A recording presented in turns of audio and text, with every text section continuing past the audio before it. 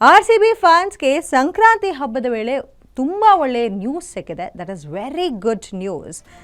ತವರು ಮೈದಾನದಲ್ಲೇ ಕಣಕ್ಕಿಳಿಯಲಿದ್ದಾರೆ RCB ಪಡೆ.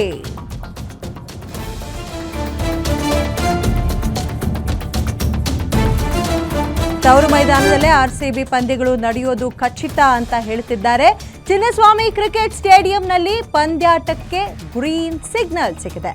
ಕರ್ನಾಟಕ ಸ್ಟೇಟ್ ಕ್ರಿಕೆಟ್ ಅಸೋಸಿಯೇಷನ್ ಮಾಧ್ಯಮ ವಕ್ತಾರ ವಿನಯ್ ಮೃತ್ಯುಂಜಯ್ ಈ ಹೇಳಿಕೆಯನ್ನ ನೀಡಿದ್ದಾರೆ.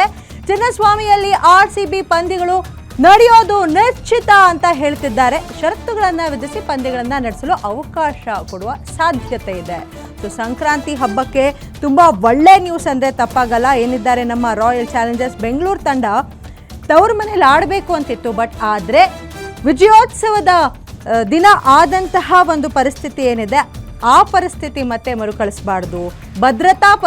ಭದ್ರತೆಯನ್ನ ದೃಷ್ಟಿಯಲ್ಲಿಟ್ಕೊಂಡು ಮುಂಬೈಗೆ ಮತ್ತೆ ರಾಯಪುರಕ್ಕೆ ಆ್ಯಕ್ಚುಲಿ ಶಿಫ್ಟ್ ಆಗಿತ್ತು. ಅಲ್ಲೇ ಆಗೋದು, ಇಲ್ಲಿ ತವರಲ್ಲಿ ಅಂದರೆ ಬೆಂಗಳೂರಿನಲ್ಲಿ RCB ಮ್ಯಾಚ್ ಆಗಲ್ಲ ಅಂತಿತ್ತು. ಬಟ್ ಆದರೆ ಗುಡ್ ನ್ಯೂಸ್ ಸಿಕ್ಕಿದೆ. ಸಂಕ್ರಾಂತಿ ಹಬ್ಬಕ್ಕೆ RCB ತವರಲ್ಲಿ ಮ್ಯಾಚ್ ಅನ್ನ ಆಡಲಿದ್ದಾರೆ. ಗೃಹ ಮಂತ್ರಿಗಳು ಒಂದು ಕಮಿಟಿ ರಚನೆ ಮಾಡಿದ್ದಾರೆ.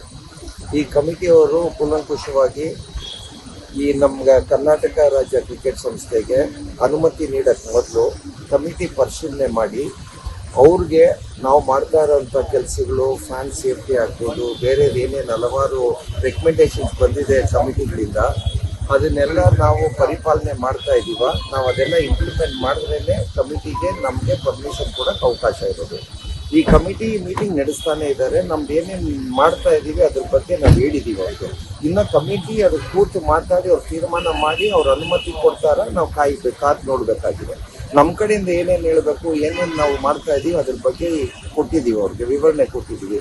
ಇವಾಗ ಕಮಿಟಿ ಅವ್ರು ಕೂತ್ಕೊಂಡು ನಾವು ಕೊಟ್ಟಿರೋ ವಿವರಣೆ ಸರಿ ಇದೆಯಾ ಅಂತ ನೋಡಿ ಅವ್ರ ಅನುಮತಿ ಕೊಟ್ಟರೆ ನಮ್ಮಲ್ಲಿ ಕರ್ನಾಟಕ ರಾಜ್ಯ ಕ್ರಿಕೆಟ್ ಸಂಸ್ಥೆ ಮ್ಯಾಚ್ ನಡೆಸ್ತೀವಿ. ಇವಾಗ ಏನೇನು ಮಾರ್ಗಸೂಚಿಗಳು ಕೊಟ್ಟಿದ್ರು ಪ್ರತಿಯೊಂದು ಪಾಯಿಂಟ್ಗೂ ಏನೇನು